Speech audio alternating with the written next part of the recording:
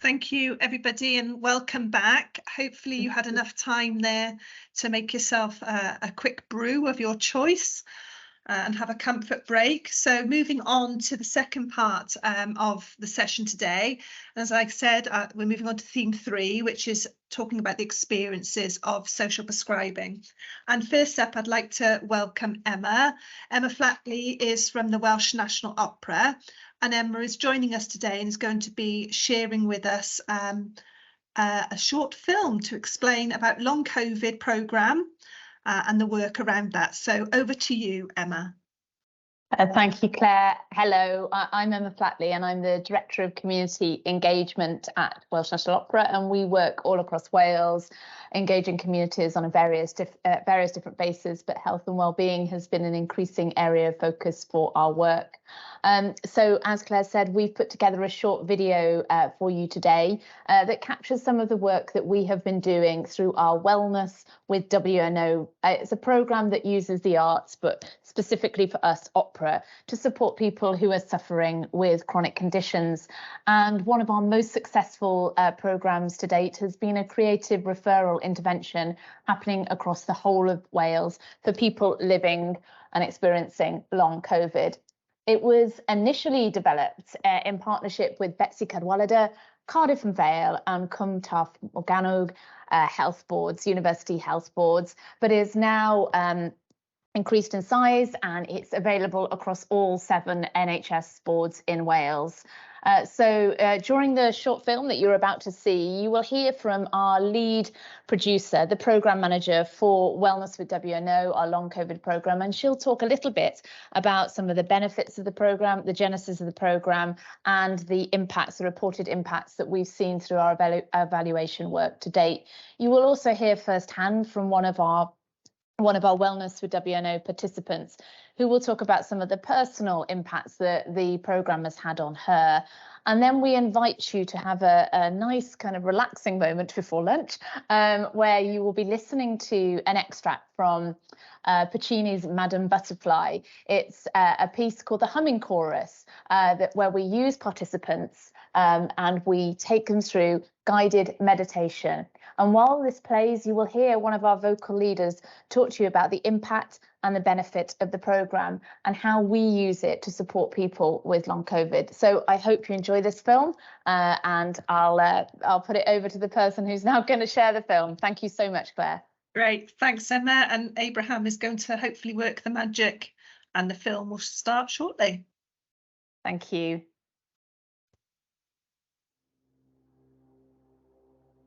Wellness with Welsh National Opera is a free 6-week breathing and singing programme to support people with long COVID in Wales. Long COVID symptoms can include breathlessness, anxiety, fatigue, brain fog, chest pain, and more.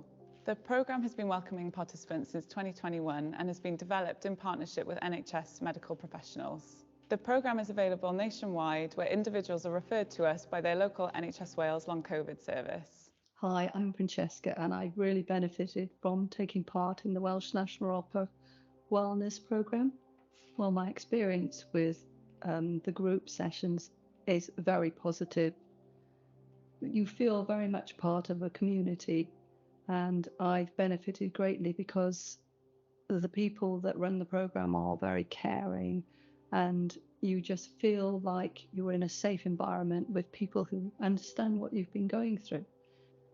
Before I joined the group, I felt very isolated.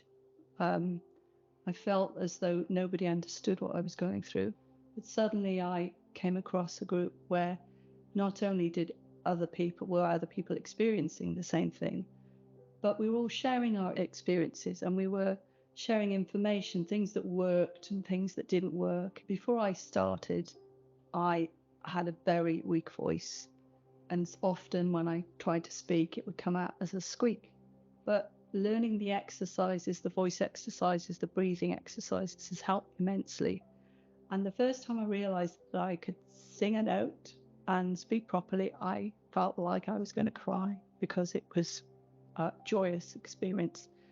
I have taken on board the fact that there's a piece of music, and it's the Humming Chorus from Madame Butterfly. And through breathing sessions, I'm able to calm myself at night when my breathing becomes dysregulated. So that's something that's been very invaluable for me. I have gained a sense of community, a feeling of hope for the future. I am better informed as to how to deal with some of my symptoms, and a feeling of joy because I've discovered my voice again.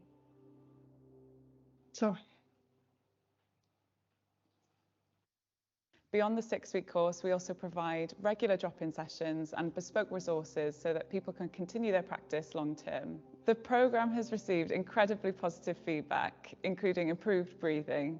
Some participants have even averted hospitalisation by using the W&O exercises during periods of dangerously low oxygen levels. We've also seen increased emotional well-being, reduced anxiety, depression and panic, and increased confidence, with some participants reporting that the programme has enabled them to return to work. Our sessions are led by a team of W&O vocal specialists who are experts in efficient and optimal breath control. During each session, we invite participants to listen to W&O chorus and orchestra performing the beautiful humming chorus from Madam Butterfly. Today, we invite everyone to close their eyes and share in this experience with us.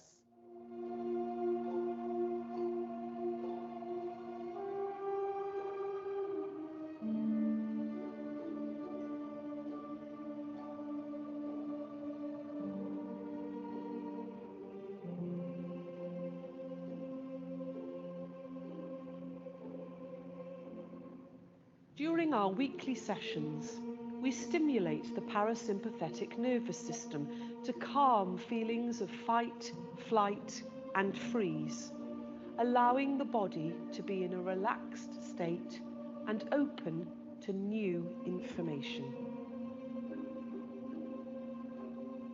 Through a series of breathing exercises and games, we explore good posture, efficient breathing, and build good habits, creating a community of shared understanding, positivity, and joy.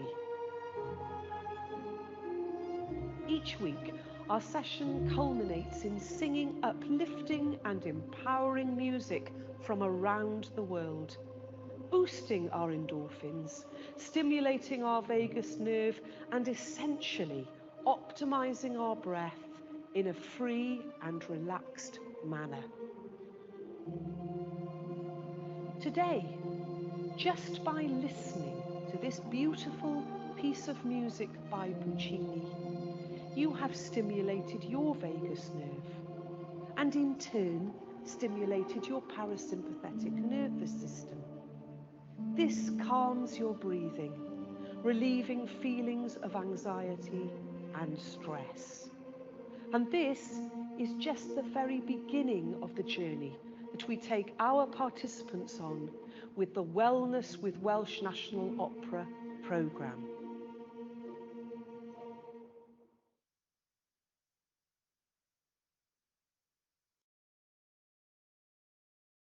Well, wasn't that absolutely fantastic? And I'm sure many of the people on the call could recognise the benefits of that music playing and the difference that could make. And I'd like to congratulate the Welsh National Opera for the programme that they're delivering. COVID has struck all of our lives, and it's important to recognise that the impact of long COVID that many people are still experiencing. And I think the essence of that for me was where the lady said it gave her a feeling of hope. So thank you very much for sharing that video with us today. We're now moving on to our panel, our first panel session of today, and this is the Welsh experience of social prescribing. I would like to welcome our 4 panel members. We have Eleri Lloyd from Mantell Gwynedd, John Galanders, who's a service representative, Karen Pardy from Cardiff and Vale Health Board, and Joanna Davis from WCVA. So Eleri's background is working with communities to encourage change and development. Eleri is an advanced practitioner and accredited trainer with Social Value International and has worked with many organisations across Wales to help them to measure, manage and maximise their social value. She is the Vice Chair of the North Wales Social Value Forum, aimed to shape the regional delivery of social value and share best practice. Social Value Cymru also coordinates the North Wales Social Value Network, which brings together members from all sectors to learn and encourage progress when it comes to social value movement in Wales. So welcome, Eleri. We also have with us today Dr. Karen Pardee. Dr. Pardee is a GP in Cardiff. She qualified in 1997 at the University of Wales College of Medicine and completed her postgraduate training in paediatrics as well as general practice.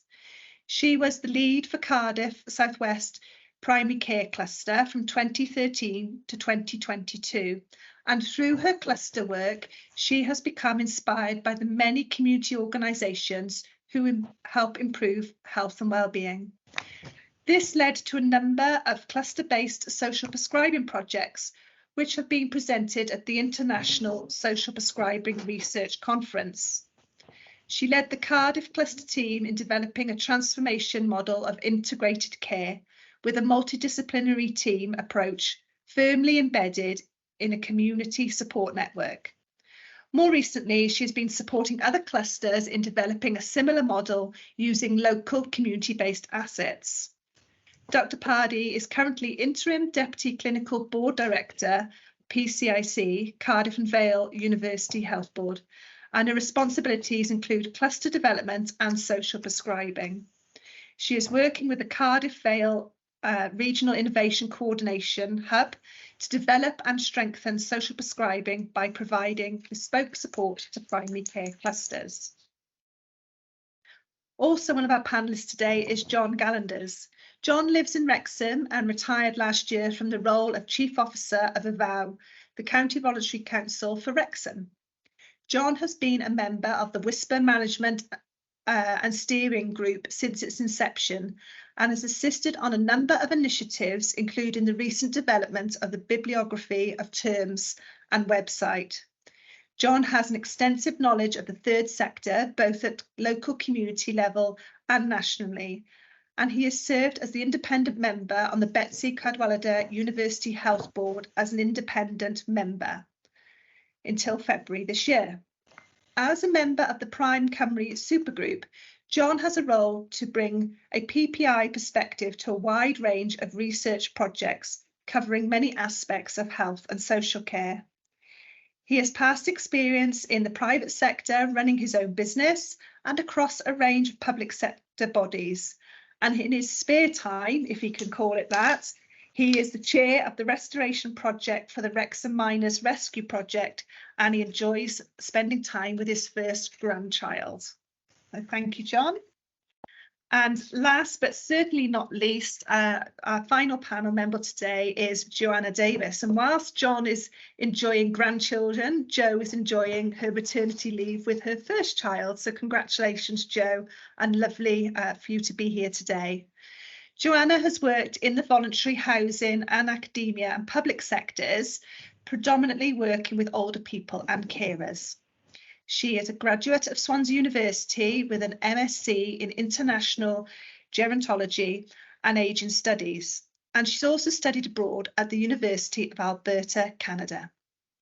Committed to promoting the involvement and inclusion of people with lived experience in decision-making, Jo is also an advocate for the role of the third sector in supporting people and communities. In her spare time, she is a swimming instructor and she's passionate about ensuring children and adults learn this important life skill. As the head of health and social care at WCVA, she is leading a team working towards ensuring that the third sector organisations and volunteers are trusted and valued as equal partners who are integral to the delivery of a healthier, resilient and more equal Wales. So welcome to all of you. Thank you so much for agreeing to join our panel today, and we have a number of questions which we would like to discuss. And right at the beginning of today's session, we heard the Deputy Minister talk about the importance of social prescribing. And the Minister also spoke about the exact challenge around the financial climate that we're currently all working within. And I'm sure everybody on the call recognises that through their work, whichever sector that they're working in, and the impact that also has on the individuals that we're trying to support. So with that in mind, I'd like to open up the questions to the panel, and that is to ask you what your views are around the opportunities and challenges facing social prescribing in Wales. So I don't know who would like to go first. Karen, if you don't mind, I'm going to come to you, because clearly, you know, through your role as a GP, you're seeing people presenting to you, not just in terms of, you know, maybe their medical conditions, but the impact of financial climate on them as individuals. So from that perspective, what do you think? Yeah, it's a very real challenge. Obviously, as you've just said, we need to recognise that the impact on individuals that we're coming into contact, obviously patients as a GP, but all of us in our various walks of life are coming across people who are facing these real challenges. And I think it's really important to recognise this, and it does really strengthen the need for social prescribing, to look for those opportunities to link people in with what's going on in their communities and help to find support for them in any way that is possible, given the severe pressures that everyone's under. But I think we similarly need to recognise the pressure that the community organisations are under as well. Obviously very aware of the severe funding limitations that both the third sector and statutory services are under. And we need to be very mindful of that and recognise that, and to look to support all our community organisations in any way we can. Lovely, thank you, Karen. And John, coming across to you, given your experience both in the third sector but also as a board member for the health board locally, what do you recognise as those opportunities and challenges for social prescribing? Yeah, I think one of the first challenges is to acknowledge that whilst the framework is clearly a very, very good document and a good starting point, there's a real risk that it just becomes a dust gatherer on the shelves of Welsh Government, health boards, local authority and third sector, without actually looking at what the resources are available.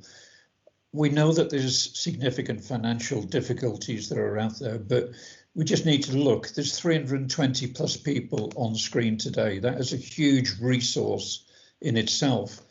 Within communities, there are vast numbers of resources, but so often there seem to be restrictions. An example being, for instance, transport. How do we actually get somebody to a social prescribing activity, and people are scurrying around looking for transport? And yet you can look down the road into the local school playground to see there are 2 or 3 minibuses there, or the local authority's got minibuses. The same with accommodation and where can we meet. So often it's around developing those relationships at a community level, so you can get the keys to actually release and have access to those types of resources. I think also one of the key issues is, as we've heard, around keeping people at the heart of everything. It's around co-producing things with people, not seeing them as having to do things for them, but it's actually doing things with them is quite crucial. So there's a level of empowerment that is required. But I suppose one of the controversial elements around funding is we know that social prescribing has a huge value on the overall well-being of an individual. Perhaps it is time to actually put some serious effort into thinking that social prescribing should be put onto a statutory footing, which actually then means that funding will not be short-term. Organisations spend vast amounts of time chasing money for a 3-year period. And the final point, I suppose, on that is we've all done it when it comes to funding bids, and we're asked to do something new and innovative. What do? We change a service user to being a participant, or we change them into being a citizen, or we change them into being a patient. we change the name of the individual, but it's the same person in the centre. But we hope that by changing the name of the types of people we're dealing with, it will actually bring funding with it. And we've really got to move away from that and start looking at a long term in line with the Wellbeing and Future Generations Act. Why do we have an act when we actually just look at 5-year funding cycles?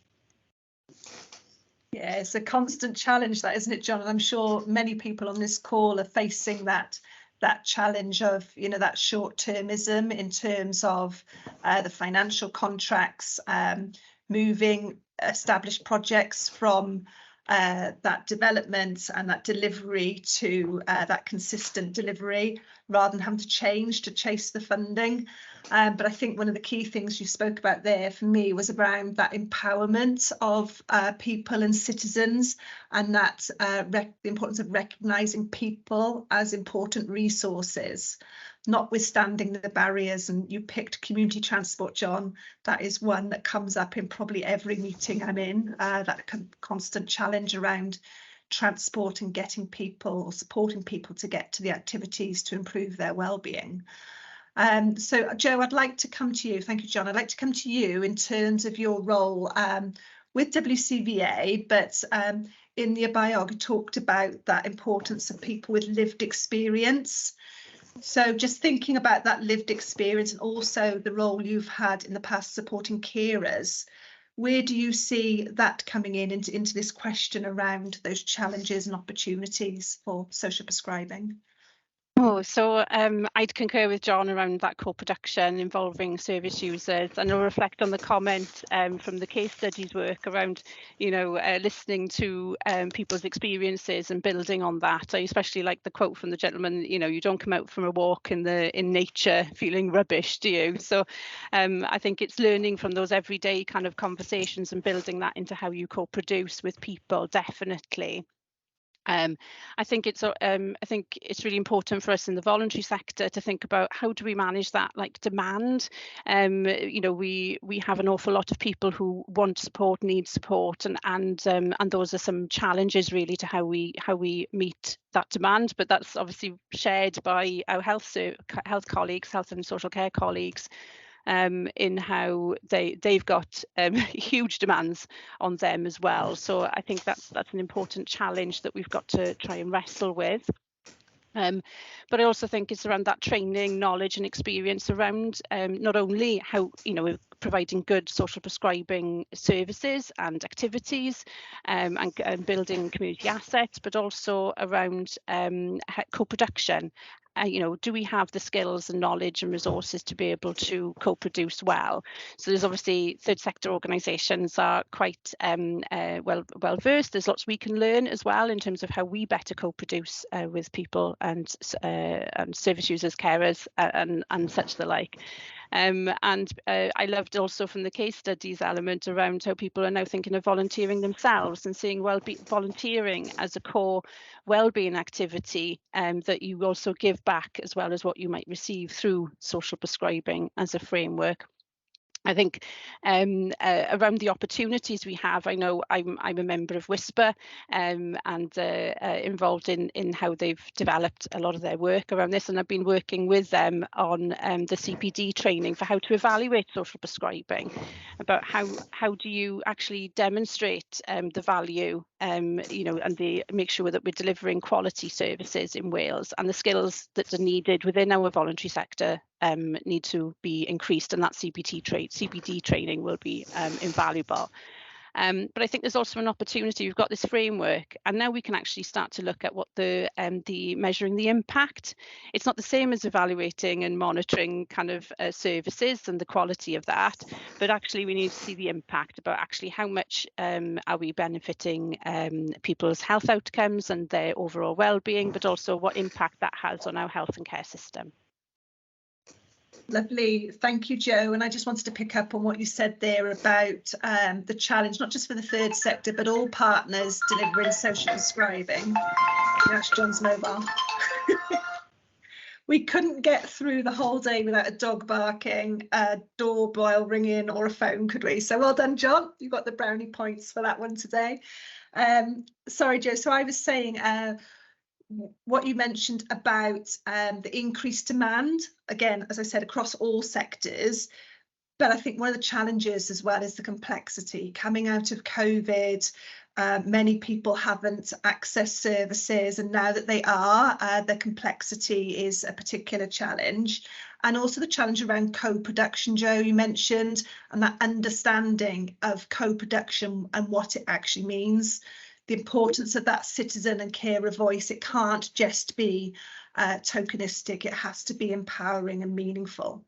And you went on, you would think that we practiced this, but we honestly didn't. But you've taken me lovely to introduce O'Leary, because you spoke about the importance of monitoring and the difference that services are making in the impact. And I know, O'Leary, you've been doing a lot of work in Mantell Gwynedd around social value and the measurement of social value. So I do need to ask you the question around the opportunities and challenges. And I think actually one of the challenges is measuring social value. But I'd like to really welcome your thoughts on this question and hear about what you've been doing. Yeah, thank you, Claire. Diolch. So yeah, we've been measuring the impact of social value since we started the project in 2016, using the social value framework, which is really about the importance that people place on different aspects of their well-being and the changes that they experience. And it's really in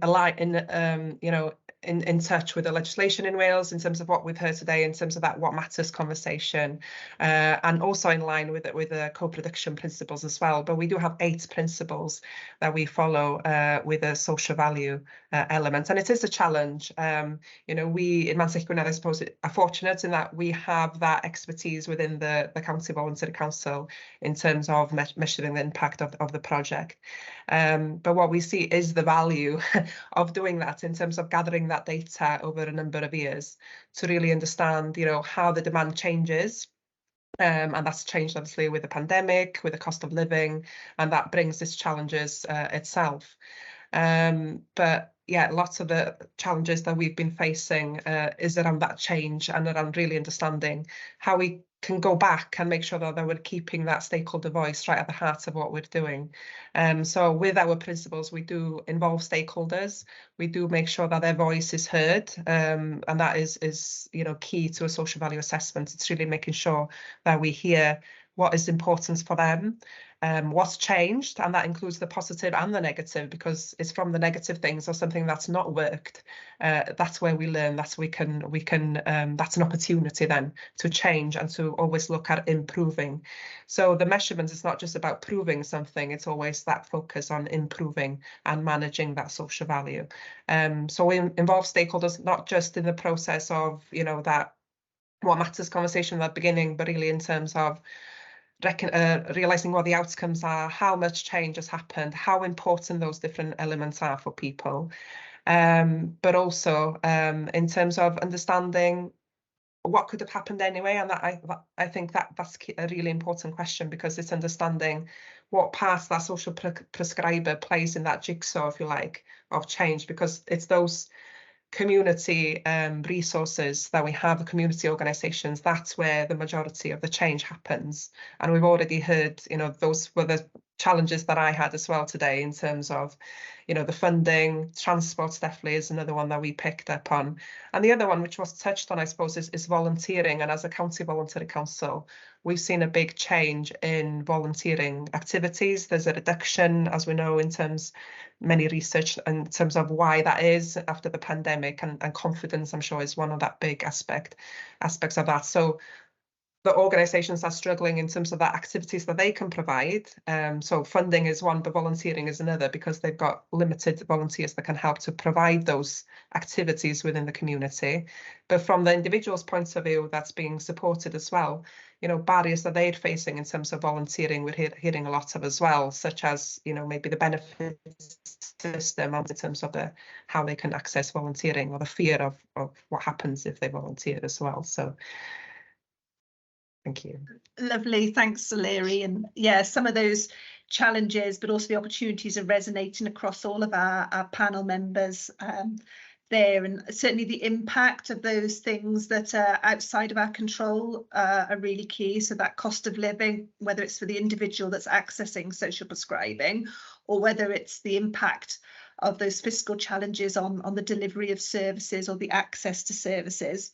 But I think what was really key there for me, Larry, was talking about that improving and learning. So it's that whole approach to the service delivery and showing the impact that makes. So not just that quick intervention, you know, it's done X, it's that journey for that individual, isn't it? And you picked up about volunteering there, and I'm sure lots of people on the call today and our panelists are seeing that challenge around volunteering, and we know the numbers are declining. And I think a future conversation is really key around the future of volunteering, and I know that's something Welsh Government are looking at. We have just, as WCVA and TSSW, relaunched the Volunteering Wales website, so please do take a look at that. And I think it's really important when we talk about opportunities and challenges that we hear one another and we share experiences with one another, because there's often those little snippets of learning that can make a huge difference to our own practice and to the way we're supporting individuals around their well-being, whether it's that Karen as a GP getting that snippet of information, or whether it's a third sector group or health or social care. It's about that learning across partners and across those boundaries, and for us breaking down those barriers that there are sometimes between the different sectors working together. I don't know if anybody wants to add anything else to that element of the question, Jo? Yeah, I was just thinking as well around the launch. We've sort of reviewed and updated the framework for third sector funding.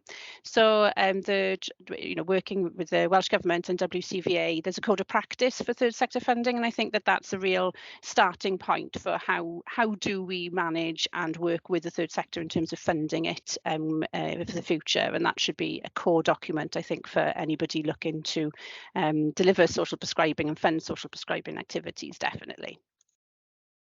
And I think as well, it's about those assets. So thinking about, okay, we have that framework, but how can perhaps, if they're third sector placed social prescribers, how can they be based within GP surgeries for part of their week, for example, and that joint working and using the spaces we already have.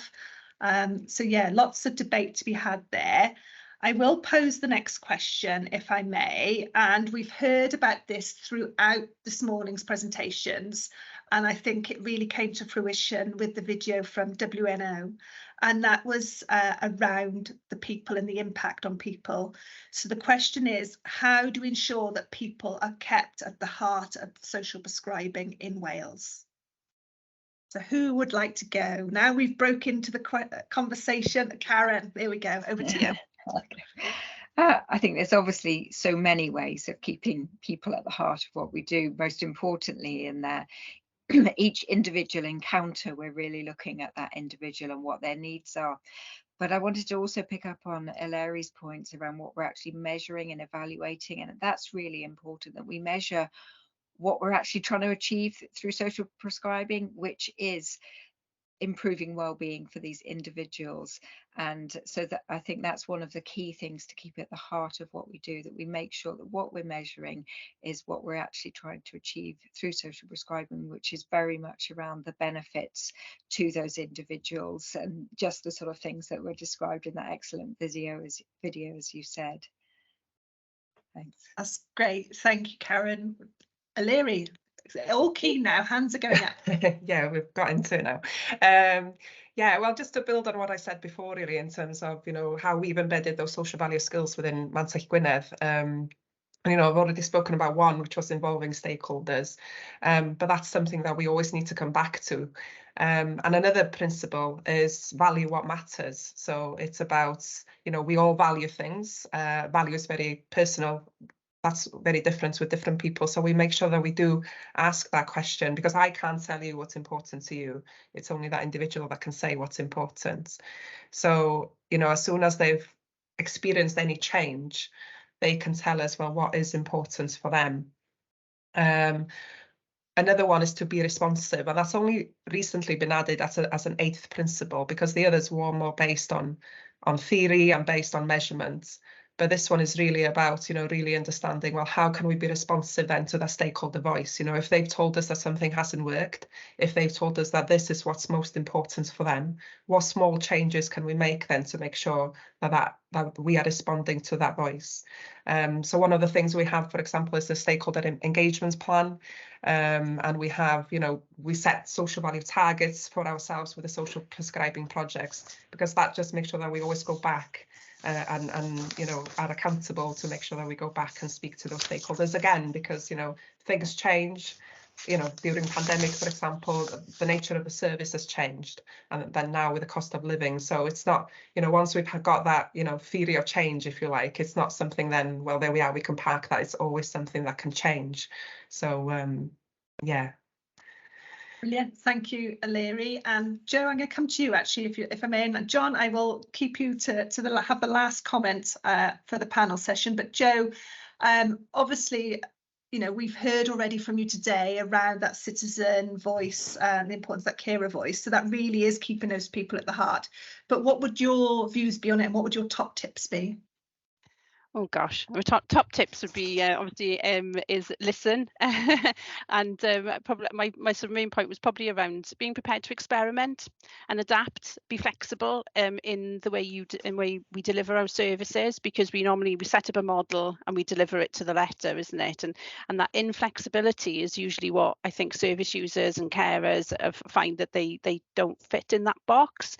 So I think we've got to sort of embed a bit more of co-production on a day-to-day basis in our business as usual, and it doesn't have to be one-off events or activities that you do. It's actually day-to-day, so it's your staff, and you're always engaging and listening and being prepared to experiment and adapt in our ways of working. And I sort of had a reflection about, actually we might surprise ourselves at how much people and communities will actually thrive if we do that a little bit more, if we're more flexible. I think also involving when we've got difficult decisions to make, particularly around funding, there's a tendency to think, oh, we've got to remove ourselves and be kind of in control of that decision. But actually involving communities, people, organisations in those decision making, you find that you might come up with creative solutions where you might have to reduce funding in some areas, but actually you could combine projects or collaborate in ways to actually make savings rather than defunding things. I think there's ways to come up with creative solutions through co-production, and I think if you're upfront about those difficult decisions and engaging with people, I think you'll come up with better outcomes for everybody. Brilliant, thanks Joe. So it's keeping people at the heart and co-production being absolute key. So John, the last words, over to you, if I may. Well, I think one of the starting points has to be around how do people engage with social prescribing? And I'll be quite radical and say one of the first things that needs to happen is the abolition of the word surgery. The GPs should actually be looking and calling themselves well-being centres. Currently, the majority of calls, I'm sure, that go to a GP are actually, I need to see the doctor. Patients don't actually regard themselves as needing to see anybody else. And whilst the term surgery is constantly used, anybody less than seeing the doctor is seen to be a second-rate response. So I welcome the aspect that you said about having social prescribers based within GP surgeries, and I know there are some across Wales. But when you actually get to the point of having social prescribing as being one of those 5 or 10 options when somebody rings a GP surgery and they actually ask for a social prescriber, I think you're actually starting to crack the current mould that exists within professionals. The other side, I don't think we should lose sight of the fact that a lot of people self-refer or self-engage, and that has a huge issue. We've also talked about funding, but there are a massive number of social prescribing type wellbeing activities that don't require funding. Walking groups, for instance, going out into the wild, they're not requiring that type of funding. And on the individuals and empowering individuals, there are a number of individuals that end up having direct payments from social care. It's about time we actually started recognising that activities that could be taken place through social prescribing should potentially be funded from direct payments, because that empowers the individual to decide what they want to do, whether they want to go to the local football match or take part in an activity, as opposed to some of the restrictions that are in place. So funding is not always around the organisation looking for funding, it's around how does the individual utilise the resource that they've actually got. So I think today should really be seen very much as a major launch pad, but it also raises more questions than answers, I think, to a certain extent. So I hope this is the start of lots more debate and discussion where some things can be drilled down more into exactly what it is that we want to be achieving, and ultimately improving the overall well-being of people, reducing the level of medication that's there. Dare I say that is a funding opportunity, but you try moving funding from a prescribing budget into social prescribing activities, I should imagine it's virtually impossible because of the funding streams. But when you actually look at the benefit for the patient, actually having the social prescribing is probably far more cost effective than actually giving prescriptions out. Thanks. Lovely, thank you, John. And I think you're absolutely right. We could probably have a whole day of conversation around those two questions and what was emerging from the panel discussion today. But I'm afraid we have to move on. But I would like to say diolch yn fawr to all of you for giving your time to the panel. I would love to meet up with you again and to continue this conversation. And I think, John, you're absolutely right. This needs to be that springboard to further discussion, further collaboration, and further connection with one another and with our attendees today. So thank you very much, all of you. Diolch yn fawr. Diolch. Okay, so moving on from the panel session, we are now going to have a video, and I'd like to welcome Ryan Staton to the call today. Ryan is from Halo Leisure, and he's going to tell us about the Autism Friendly Swimming Lessons programme. So over to you, Ryan. Diolch yn fawr, Claire. Prynawn da, everybody. Yeah, as Claire said, so my name is Ryan Staton. I'm the head of active communities at Halo Leisure. Halo is a social enterprise and a registered charity. We provide leisure services in Bridgend County Borough, as well as across 4 counties in England. And in partnership with Bridgend County Borough Council, we take a preventative approach to tackling inequalities. For example, working with people with dementia, loneliness, depression, unpaid carers, complex needs, and a number of other demographics. So, as you'll see in the video that we're about to show, the Autism Friendly Swimming Lesson Programme has come about because of the prevalence of drowning within the autism community. But leisure services and swimming provision very often isn't geared up to support those individuals. But the program really is far more about an approach than a program in itself. Then it's just one example of the way of working that we take, which is about sort of listening to our communities, about collaborating across sectors and connecting in order to meet community needs. So hopefully that comes across in the video that we're about to show. Brilliant, thank you, Ryan. And over to Abraham to do his magic and play the video. Thank you.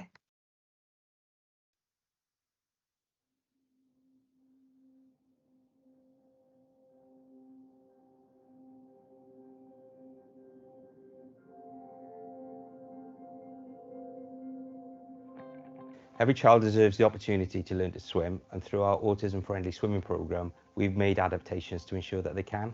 Just brilliant to be able to have this being offered to our autism community. I think what Halo has provided is amazing and I'm really grateful for it. It's been really beneficial to him and really positive. It's worth its weight in gold. It's been incredible. And it's just gone from strength to strength, you know, to not holding his nose, to be able to actually doing a couple of strokes with his legs going and his arms going, not holding his nose. It's been amazing. It's been really incredible. He's been in mainstream group sessions and had an incident where he dunked his face in the water and it really frightened him. Around 90% of adults remove their children from mainstream swimming lessons because those services aren't geared up to support their children's needs. It's about their overall health and well-being, and that has a huge effect long term. To be able to give them the gift of being able to swim, that's going to be something that they can have the rest of their life, and it'll help keep them active and keep them healthy, and also increase their self-esteem. We've made adjustments and put support in place, which has included changes to the enrolment process, understanding the needs of their children, both in terms of their communication needs and their sensory needs. Sometimes it's about the little adjustments you can make that can have a massive difference. So one of the things Halo did was turn off the hand dryers so they don't make a noise, and that could actually jeopardise a child's success attending swimming lessons. And we've also made environmental adaptations. So this has included creating a quiet space and a breakout room for children should they need some time away to recharge. We've upskilled our frontline staff with ASD awareness training. The sessions take place at a quiet time and there's no whistles or loud music happening during the sessions. A lot of work has gone on in the background prior to them even setting foot in the leisure centre, working really closely with the parents and carers and getting a really good picture of that child's individual needs, and that's what's made it a success. We've done some training, Autism Aware, just for the front of house staff and the lifeguards, just to give them a little bit of skilled knowledge in what to expect. But each child with autism is individual and very, very different. We've had fantastic feedback from the parents who have really described how, through the support measures that we put in place, they have felt far more relaxed about their children being in the water, and of course the children have been far more able to cope and have enjoyed the experience far more and have wanted to just get back in the pool. As the week has progressed, you could see he's starting to enjoy himself. Yesterday he was in the pool, he was smiling, he was laughing, and Sonia's done wonders with him. The difference in 4 days is unbelievable. It's been amazing, absolutely amazing. They just had so much to learn and so much to give, and I really loved it. He's now able to swim, he can do backstroke, he's just floating like a fish. It's amazing. It's been great to be able to make a difference, and we really want to be able to do more of it. There is a need for this, and there's a definite need for this to carry on. The safety element of our children around the pools and around open waters.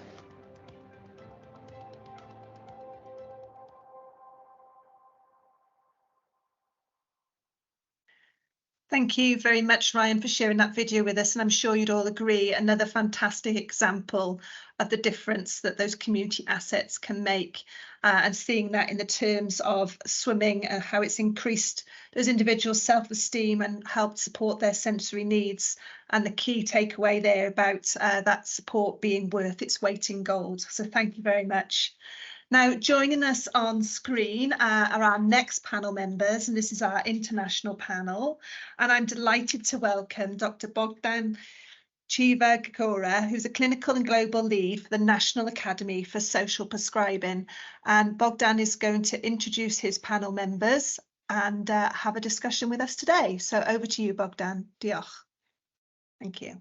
Wonderful. Diolch very much for the invitation. Thank you for having us, and it's a great pleasure to be here with you. I'm tuning in from Bromley by Bow in London, in England, which, as you know, is one of the historical birthsites of social prescribing, amongst many, many others. And I've got in front of me a fantastic program of Monday to Friday of what's happening throughout the week, from walking groups to card making and exploring with friends and LGBTQ chats, all the way to gardening. So it's a real joy, and many congratulations to the team in Wales for such progress, to Nicola, to Chris, to Amrita and Caroline and everybody involved.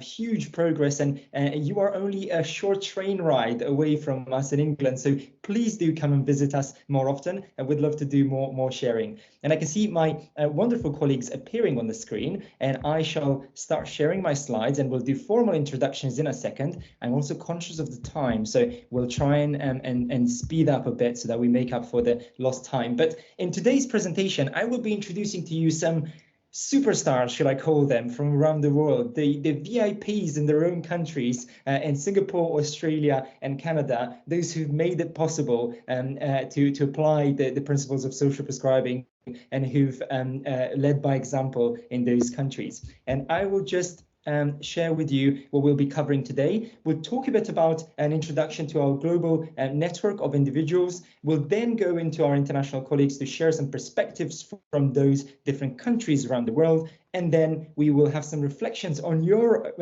newly launched model and framework for social prescribing, which is very, very interesting. But before I go into that, a short introduction to myself. I'm Bogdan. I'm emergency doctor by background, but I also work in policy making, mainly with the National Academy of Social Prescribing, where I'm the clinical lead. And I couldn't stop myself when John mentioned something very, very good that went straight into my heart, and I will tattoo that on my brain to mention it later, that surgeries should be renamed into well-being hubs. Us clinicians have really confused the words health and healthcare. And I completely agree with what John has said in there. In fact, we know from England alone that 10 to 15% of all the drugs that we prescribe, according to a recent Chief Pharmaceutical Officer report, are not only useless and should have never been prescribed, but even more so, they're causing harm.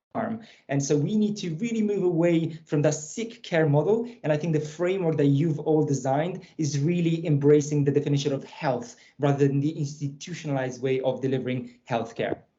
So without further ado, I will just introduce you to our wonderful global network. It's grown since this picture has been designed. So this picture doesn't really do justice to all the people involved, but all the way from Canada to the other corner of the world in New Zealand, we're now connected with 32 countries around the world. And Amrita and I shared the stage at one of the WHO collaborating meetings in Denmark, in Copenhagen, and it is great momentum all over the world in social prescribing that we can all learn from. And I'm going to try and test your sight in here to see if you can spot Nicola, Caroline and Chris from Wales in this picture in here. And I'll just give you a hand. But our community of practice meets every 6 weeks, and we try and do as many events as we can. These are just some examples from around the world. On the top left, we've got over 40 people involved in an in-person meeting from 25 different countries. On the right-hand side, we've got Prof. Lee's own social prescribing masterclass in Singapore and the launch of their national community of practice. And the bottom right, we've got South Korea with Professor Nam. And on the bottom left, we've got Kate and the delegation from Canada who visited us, as well as Australian colleagues and JR from Australia who visited us in England a week or so ago. So we are staying very busy. And the social prescribing model has evolved differently around the world. As you all know, in England particularly, we are calling the social prescribers link workers, but that wording varies around the world. In India, they are ASHA workers. In Japan, there's 9,000 of them around the country, and they're called Sheikatsushian. Whatever the name, the principle is the same. It's that co-design, co-creation, personalized care of listening and getting to the root of what truly matters to people. And if you want to learn more, because we don't have much time in this webinar, if you would like to learn more about global social prescribing, together with WHO colleagues and all of the international superstars that you saw earlier, we put together a compendium and a booklet of case studies from 25 different countries that have implemented social prescribing. And Wales does feature very highly in that report, and we are going to update that with the new framework that you've all set together recently. And for everyone who's interested in the evidence side as well, in England, we've set a academic collaborative of 10 different universities that are working on the evidence. And that's also been evolving into an international evidence collaborative that we're just working on at the moment with Sean and many colleagues from Portugal and Canada as well. But without further ado, I will waste no time, and I will now move on to introducing some of the superstars that I mentioned earlier. And I would say the VIP from Singapore is Prof. Lee, who's an amazing trailblazer and who set the scene to social prescribing in Singapore, visiting England maybe 4 or 5 years ago, and trying to set the stage in Singapore. And I'll let him talk more about the fantastic developments that have happened recently before I move on to our next colleagues. And I will stop sharing my screen there, and I'll pass over to you, Keng Hock. Oh, you're on mute, Prof.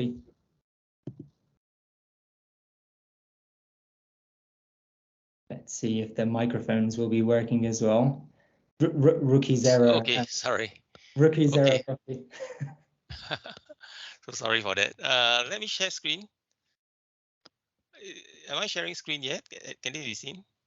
Not No. as of yet. Okay, sorry about that again. Let's see. Oops. Is the screen being shown? Yes, it's working now, and you can go in presenter mode as well, Prof. Lee. Okay. As Bogdan said, we started our social prescribing program in Singapore in 2019 after learning from many friends and experts in the UK. In Singapore, we decided to start off with a small pilot program in our community hospital called Sing Health Community Hospital. So we work out the processes. We have to adapt it for our own healthcare setting. And then we launched the program. We created a curriculum. We train our folks.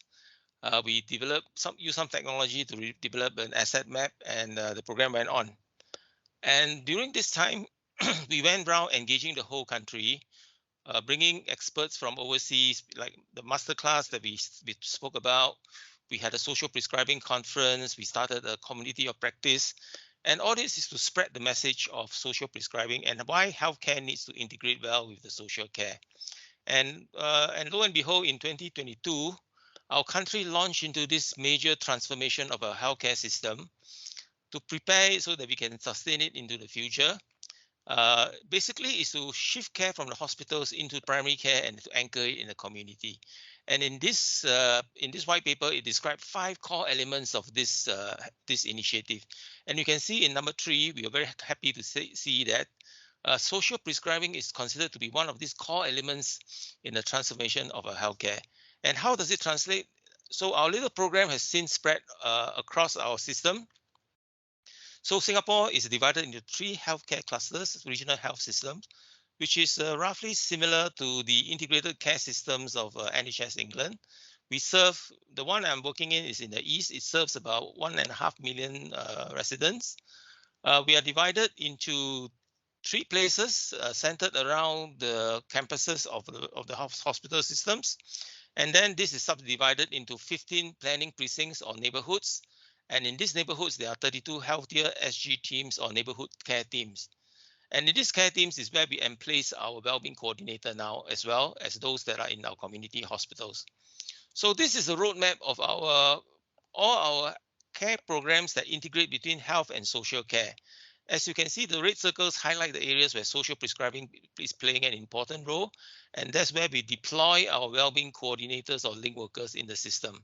So the system in the community hospital in the top right-hand corner is still ongoing and growing from strength to strength. We have since spread the concept into the polyclinic, which is our primary care system, and we now have many link workers or wellbeing coordinators working within the community in the various programs that are also highlighted. So we're very happy that this idea is taking and spreading throughout our health and social care system. And lastly, we have managed to integrate social prescribing into all the healthier SG teams.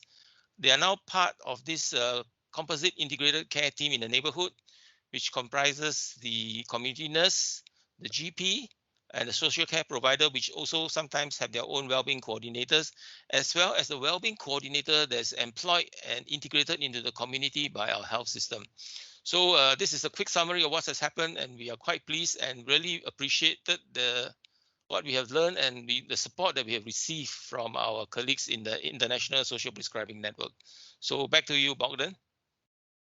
Thank you very much, Ken Hock, and thank you for keeping up to time beautifully well as well. And I must say we've learned quite a lot, and I encourage you all to do look in depth at Ken Hock's model for social prescribing in Singapore, because we've learned quite a lot about secondary care social prescribing from Singapore as well. So it's very, very interesting. Thank you very much, and we shall now move to Australia, and we are going to another superstar, Sean Slade, who's been paving the way forward and getting people together into networks in Australia. And I know, Sean, you've actually been to Wales and you've met Nicola and the team on the ground. Is that correct? And I'll pass over to you.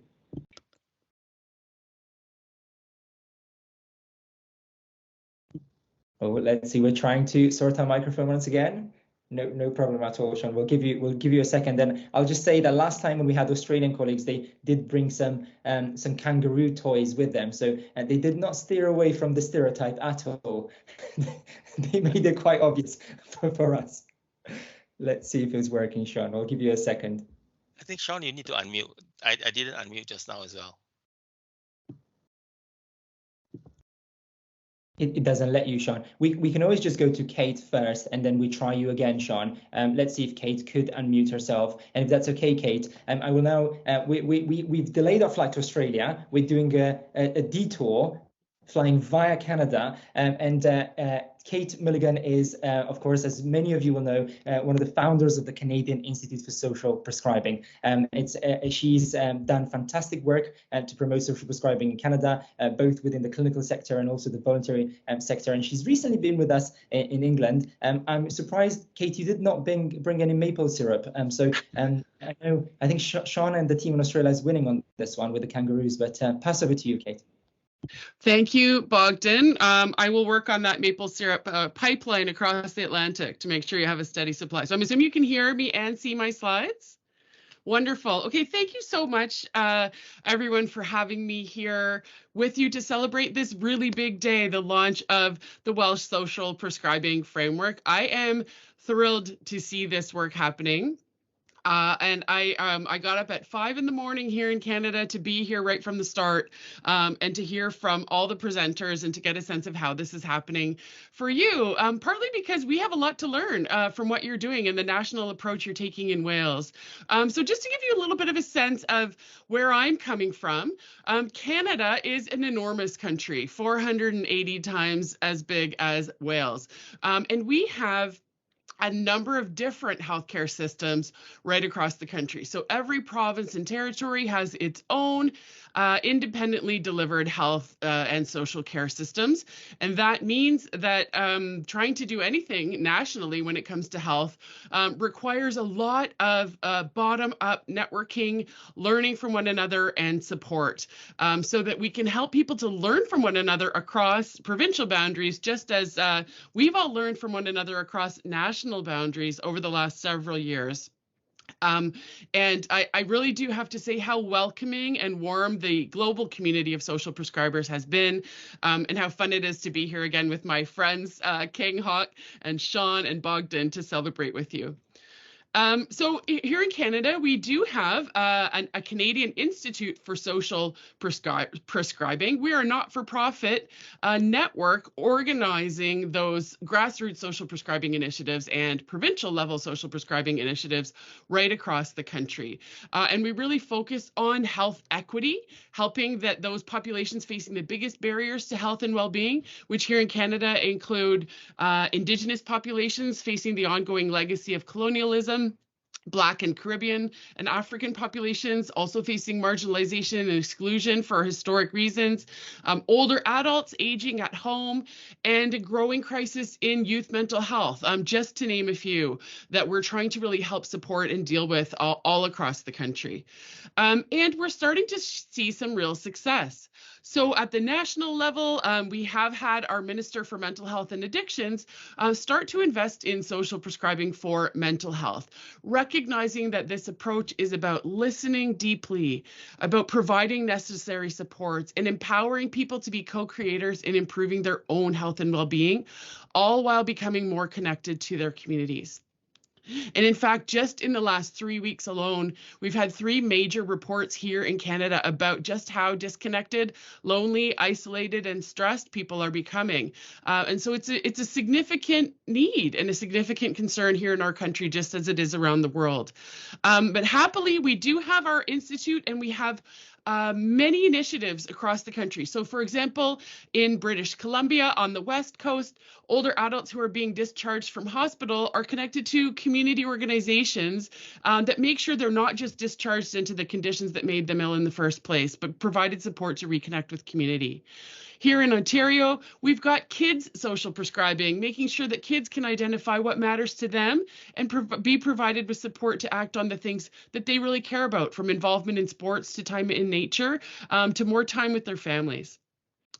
Also across Ontario, we've got Black-focused social prescribing so that Afrocentric principles can be infused and people can access supports in culturally safe and appropriate ways. Those are just a few of the examples of the different kinds of social prescribing we're starting to see right across our country. But what we're missing is what you've got here today, which is a national framework for social prescribing. So we'll continue to look at what you've done very closely and to try to keep learning from you and the work that you're doing. And I'll just say, Diolch, thank you, merci, and chimigwech in your language and several of the languages from here in Canada. Thank you so much, Kate. We're speeding to that presentation because we're trying to get back some time. So let's try Sean now. Still not going, Sean. I'm very sorry. Well, in this case, let's try and see if we have some reflections from either Kenghog or Kate, maybe on the new framework that's been launched. Just your off the top of your head, what's coming to mind when you've seen this fantastic framework being launched, and maybe what's the contrast with what you have in Canada and what you would like to learn from or reflect upon with a new framework. And we'll try Sean again, but I think tech may not allow us. Let's see who will get me started. Let's go to you, Kenghog. What do you feel about the new framework that's been launched, and especially because it's been made a national framework and that people can use as an example as well? Yeah, if we could start again, I wish we start with a framework. For us, we came back with the ideas and we dive right in because we're just in a hurry to launch things and then to spread the idea. I think we move fast, but I think in the end, we also sacrifice in terms of engagement and reaching out and adopting a more bottoms up. Reflecting on our system is still a bit healthcare centric, but I really like the framework, which is very consultative and very bottoms up, and they consider everything carefully before they launch into this implementation of program. And I think if you start this way, maybe you go further in the end, rather than like the little rabbit and the tortoise race, right? The tortoise just speed off and run out of steam halfway. But I think the use of a framework to slowly and carefully consider how you want to implement social prescribing, I think could be the right approach to take as well. Thanks. Thank you very much, Kenghog, and hopefully you'll get to experience it in person in Wales as well, if Nicola lands the invitation, of course. And Kate, final words from you. I'm so sorry, Sean, you can't unmute yourself. We will perhaps maybe record a segment from you, Sean, that we can share with your audience later as well, if that's okay. I'm very sorry for the tech. Kate, some final words from your end. I'll just add that I had the opportunity to visit not only you in England, Bogdan, but also the Australian social prescribing community this past summer. And I was, I'll let you know that in Australia, social prescribing is really growing and gaining in momentum with lots of interest from state and federal government. So there is a lot of momentum there. It's too bad that Sean wasn't able to share it. But if you pop into Google the word Aspire with social prescribing, that's the name of the Australian social prescribing network. So just putting a plug in for the work that they're doing there. And I'll also just add that I love the definition that you're using in Wales for social prescribing that really focuses on the function rather than getting too caught up in the terminology. We're taking a similar approach, and in fact, Caitlin Moole, who's one of the student leaders in social prescribing, has really helped to set out a global definition that takes a very similar approach. So we're not going to be caught up in the language and terminology, but we are going to continue trying to improve this really promising practice and make sure that it is equitably accessible to everybody across our country. Wonderful. Thank you so much. And I will now give back time to Claire.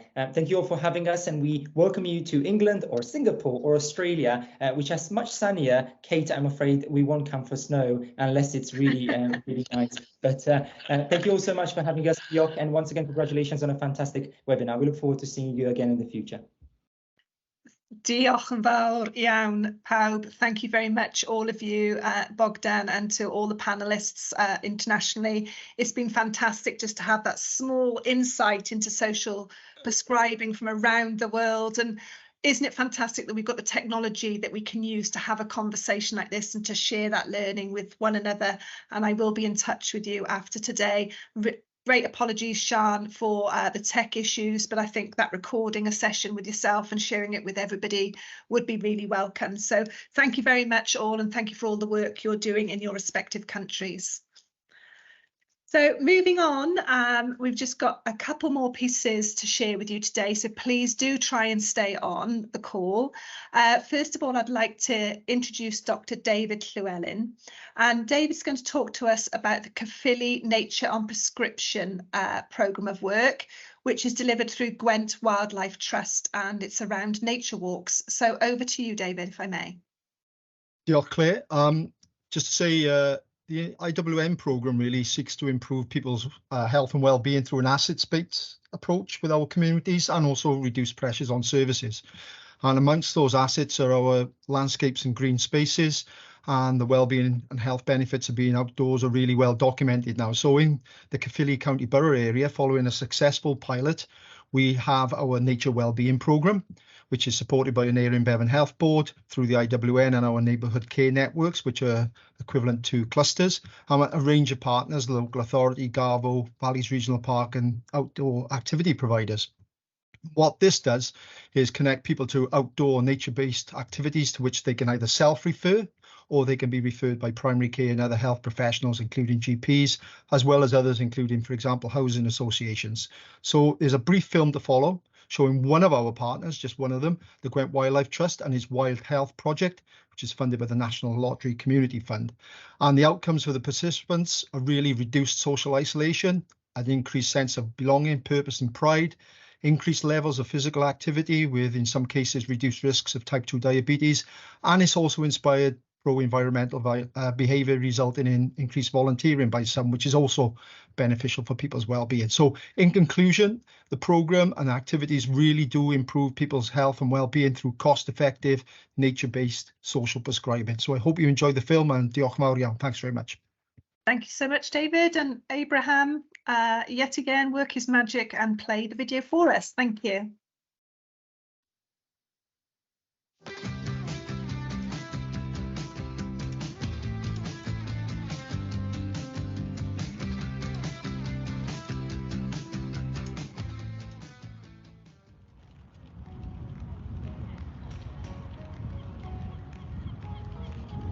So my name's Ian Thomas. I work for the Gwent Wildlife Trust on the Wild Health Project. So it's been up and running now through various funding streams for about 4 years. I do a mixture of recreational sessions with learning deficit groups, groups that may be struggling with mental health issues, and also practical conservation out on site as well on our reserves and in other green spaces. This GP referral scheme, the pilot scheme, what we've been looking at so far is we've done some plant and tree ID. So we've looked at traditional usages of plants, medicinal properties, different species, and how they create habitat for lots of different, species of birds, insects, animals, that sort of stuff. We've done some sensory bingo, which is very much along the lines of the 5 ways to well-being. So we looked at what we could see, what we could hear, what we could touch, what we could feel, and what we could see. We've done some permanent geocaching. So around the park here, I've got a permanent geocaching loop, which is essentially digital treasure hunting. So it's a free well-being activity through learning and getting active for any member of the public that wants to download the app. And today we've been looking at some natural navigation. So we've been looking at mosses, some ivy, some trees, some lichen, and using the sun and the stars to try and find cardinal points. It's a nature walk, basically. Absolutely enjoyed it. It's just nice to get outside in the fresh air.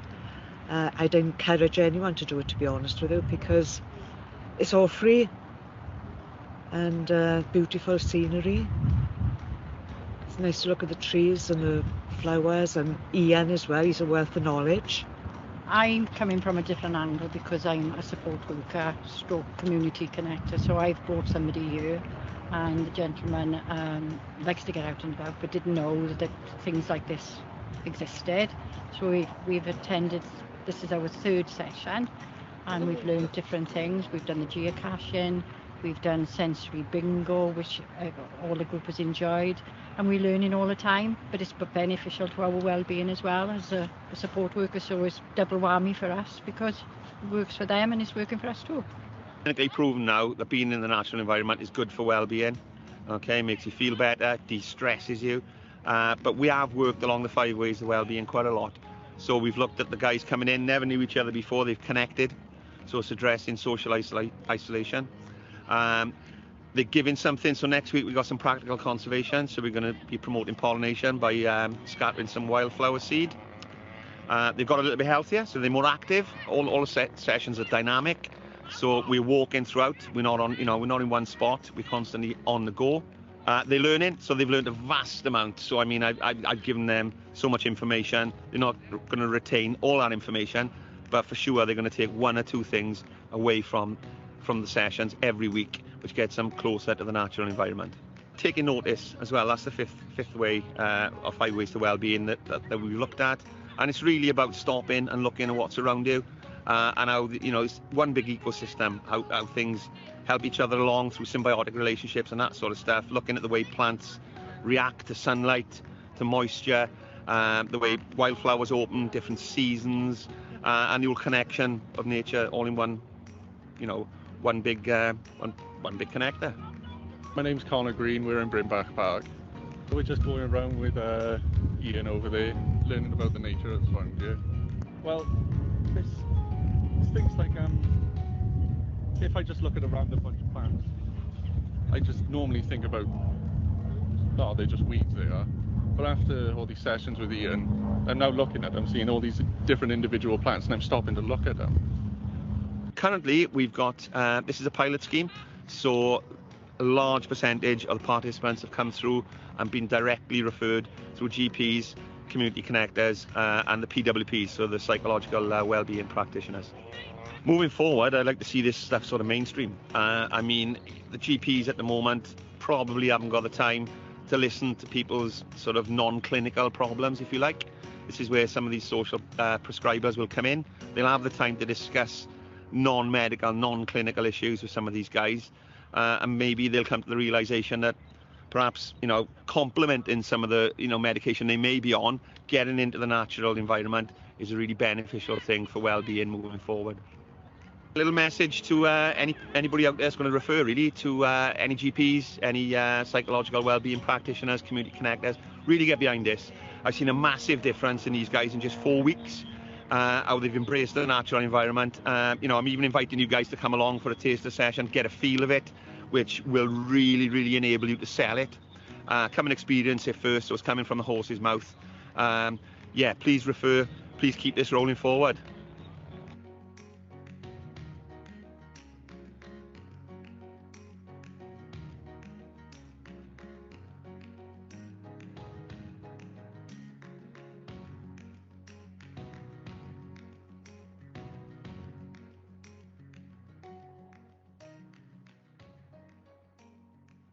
That's wonderful. Another fantastic film showing the benefits of social prescribing and accessing community assets, in particular the natural environment in that video and the difference that can make to people's well-being. So thank you to David and his team for sharing that video with us today. I'm now going to ask Rufus Mufasa to join us, and Rufus is the People Speak Up Poet in Residence, and I'd like to invite Rufus to join the call and to bring our conference to an end today. So Rufus, over to you.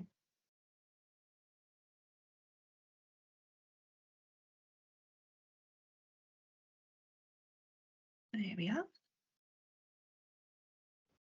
Thank you, Rufus. We can see you and we can hear you. So over to you. Thank you. Thank you so much. I've had such a beautiful morning with you all, and it proper does feel a little bit circa 2020, the kids are home from school. So when someone said earlier about brownie points, let's see if I can, how many bingos or brownie points we hit off now. So Alice has promised she's going to be so quiet for me to do my homework. Okay, you sit next to me then. Right, here we go.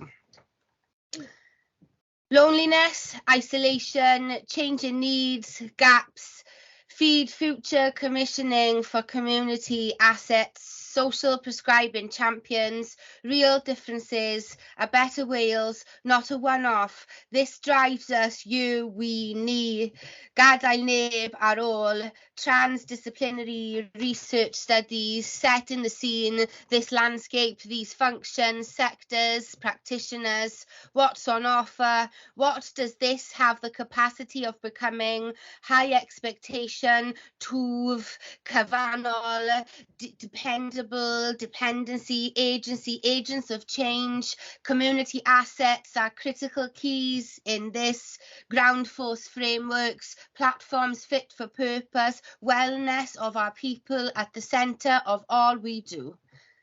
Health inequalities, healthy communities, traction, grassroots, governmental considerations, action, embed, adapt, recover, action, engage, consult, respond, action, embed, implement, clarify, getting the terminology right. Person-centered connection to community assets, pathways into creativity, exercise, nature, finances, needs differ, shared understanding, workforce ready, improvements for all, no shortfall, cross-cutting, can you mute that for me, babes? Cross-cutting, equality, equity, engage, everyone, everything, tools, glossaries, pace, embed, launch, move, create, engage, connect, play, plan, people at the heart, amcanion, application, cascade, astudiaethau, dyfala byrhau ar fy rhan pan oeddwn ni'n teimlo dyfala byrhau ar fy rhan pan oeddwn ni'n teimlo na allwn ni. Perthinasoedd, breaking barriers, finely tuning, facilitation, geirfa, restr termau, dealltwriaeth cymdeithasol, no worry do, no wrong do, cross-sector ease, interchangeable, keyword connectors, co-production, well-being workers, working out what matters, labours of love, the importance of language, usable to all, as we evolve, bilingual brilliance, international thought, splossery, competence deep dive, poet, scribe, slide, study skills, life, collaboration, contractors, consultation, personalised, shared decision making. We are all in this. We all invest. E-portfolio access, indicative, not prescriptive. Find my voice, calm myself, bespoke, connect, Madam Butterfly, me to the moon vibe, symphony, soul, self-build, vagus nerve, parasympathetic system, heart, hope. Measure, manage financial crashes, real challenges. Don't leave these frameworks gather dust. You are a resource. Who's got a minibus? Empowerment, crucial, statutory footing, people centre, long-term, not funding cycles. Call on the acts, show them the stats, learn from the experiences, social value tally, data demand, jigsaw, call on, encounter, value what matters, be responsive to stakeholder voice. Adjustments, need focus, sensories that suit me, healthcare shift, whatever the name, the aim and end game is the same, major transformations, these concepts at the core, person-centered care, international rapport. Canada is 480 times as big as Wales, bottom-up learning, marginalised voices, post-colonial deep listening, access all ages, identify your needs from day dot, aspire, inspire, function. This belongs to us all. active learning, sensory bingo, take notice, mainstream windows, open safe spaces, open space options, get behind this, roll this forward, make a wish, take a risk, major transformations, these concepts at the core, person-centered care, international rapport, aspire, inspire, function. This belongs to us all. Diolch yn fawr. That was absolutely amazing, Rufus. Thank you so much. And that really took me on an emotional roller coaster. When you started, I was like, wow, you know, that impact from everything you had gathered from today's session really resonated with me, but also the laughter as well around, particularly around the minibus, that did make me chuckle. And so my heartfelt thanks to you is absolutely amazing and really summed up the whole of today's session. And well done on doing that with the children at home as well. Not an easy task. So bless you all. so I always feel you know, this has all come from all of you and me actively listening and just really feeling proud. You know, sometimes when we have these glossaries of words but they're actually keys for us really to understand this and get this right. And I'm just so proud of you all, especially for getting all the tech right. That you should all be very proud of that. Da iawn Abraham, I think he's pulled you all through this. But yes, thank you for allowing me to be in this space. Yeah. Diolch yn fawr pawb. So that's yours. That's yours. I don't, you know, it's not mine. It's ours.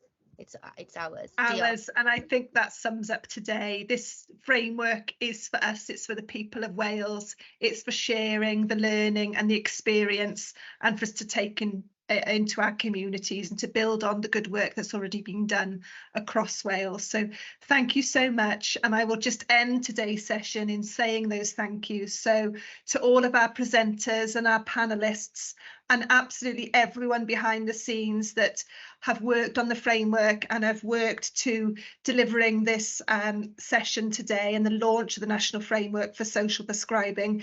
It's been no mean feat, that's for sure. So thank you to each and every one of you that has played any part in today's session and bringing the framework to fruition, including all those hundreds of people across Wales who contributed to the consultation on the framework. I would like to thank the Deputy Minister and her team for their support and their passion around social prescribing, and to thank all the attendees who have given their time this morning. We know everybody's lives and work is very, very busy, so thank you very, very much for giving your time today. And just a reminder as well to keep your eye out for the links and for the information and further documentation. As we heard earlier, there's information on the website, and we will be sharing with you a feedback and comment form after today. And finally, just to close up and allow you all to have a well-deserved break and some lunch, just to wish you all a very peaceful Christmas. Diolch yn fawr pawb.